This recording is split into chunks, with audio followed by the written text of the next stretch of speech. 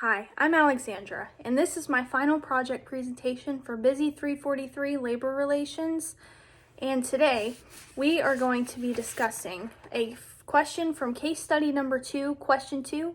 And the question reads, as the Human Resource Manager, develop a case for your contention that the selection of Mary Younger did not violate the contract. Moving on to our slide of topic points as an HR manager. The 3 points we will be discussing today is 1, to distinguish how evaluations are regarding both job candidates, which is Robert Elder and Mary Younger. Second is develop a case that shows the company did not violate the contract.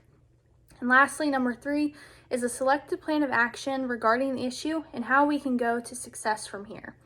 So the Picasso paint gun factory is facing a potential legal struggle here between the 2 job candidates of Robert Elder and Mary Younger. Robert had felt that it was not fair that Mary had gotten the job. He felt that his qualifications were not looked into great enough and that he should have been more considered for the position of first shift leader. And he also felt that the company had violated the collective bargaining agreement, so he has decided to pursue a grievance procedure against the company. So moving on to my position on the issue as HR manager. I would take the stand that the company did not violate the contract regarding the hiring of Mary Younger. Robert Elder and Mary Younger respectfully were evaluated fairly with their job qualifications as well as their performance. So it is also important to also find some other research that could indicate if this was not fair or if it was. Lisa Cohen offers some great insight into how important hiring is and to always hire the person that is best qualified for the job. It determines a lot of outcomes for the company, whether that be positive or negative. Organizations and individuals always have ways beyond of bringing people together and skills, and it can make or break a company sometimes, whether the group of people that they hire is working together or not. So it's important that shapes and structures are always brought in that can help the company the best that it can. So moving on to our next slide, which is questions at hand information, such as duties of the HR manager and what would be a great way to sort through this. So according to Julia Brandel, a human resource manager has duties that can make the difference in the company or make all the difference in the company. Finding that motivating people in the company really does work. If we look at the job performance of Robert Elder and Mary Younger, we can clearly see that they were motivated to come to work every day and to also do a great job.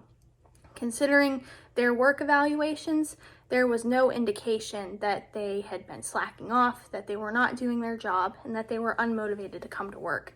It proved actually the opposite, that they seemed prepared every day and very excited to pursue the work that they were doing. Handling conflicts such as this is not uncommon in HR, so it's important that we stay motivating our employees and to keep our best foot forward so that our employees feel safe and great in the company.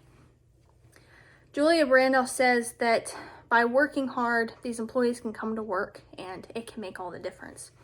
So moving on to our next slide, which would be questions at hand information part 2. David Griffith offers some information as to what it can look like when there's a contract violation and what the result of that can do. A result can definitely diminish a relationship with other companies if a company is found to have a contract violation. This is what appears to have Robert Elder looking into it. He feels that there may have been a contract violation, and however, I feel that the evidence suggests that there is no contract violation, but it is important to keep looking at resources moving forward to see if that is in fact a possibility. So moving on to our next slide, which is question at hand part 3. So each of these employees have clearly shown leadership, transformational leadership in performance reviews and in the day-to-day work operations that have been taking place. According to Jin Yuan Duan, the link between transformational leadership and employee voice has been examined. This can be examined through a cost-benefit analysis and self-concept perspective.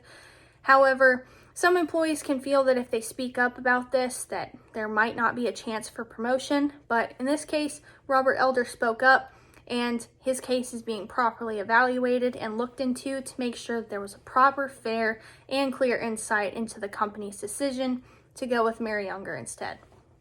So moving on to our next slide, which is question at hand part 4, our textbook offers some information as to what a grievance procedure is. And the grievance procedure is defined as a fair, orderly, and generally efficient method for resolving disputes and enforcing union contract, which is found in page 343 of our textbook. Robert Elder filed this against the company because he feels that there was a breach of contract and that they hired Mary Younger unfairly. And moving on to our next slide, this is where we come up with a plan of action. A plan of action for a company is very, very crucial because it shows the future trajectory of the company and how the company can learn from either past mistakes or a way to avoid mistakes entirely.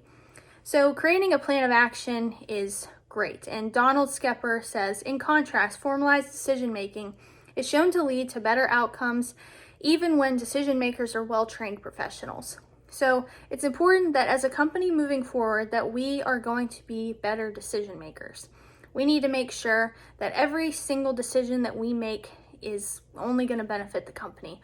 And I feel that has been the case with hiring Mary Younger over Robert Elder. It can make the outcomes more effective and the decision making within the company even better. So moving on to our next slide, which will be our plan of action part 2. The next one is to always consider a return of investment. So when we're moving on with another employee instead, we need to make sure that the return on investment is high. And in this case, they hired internally. So it is important that we can continue to do that. And if we do have to hire externally, then we need to take all the decision-making preventative measures to make sure that that is the best decision. Moving on to our next slide, which would be our conclusion.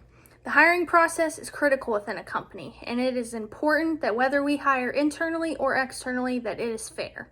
And when the employees are motivated, they can show up and be as productive as possible. And even though the companies do deal with violation of contracts, that does not mean that the Picasso Paintball Company is one of them. And lastly, to move forward, it is crucial that we incorporate decision-making skills and to determine what the company's return on investment will be, whether we hire internally or externally.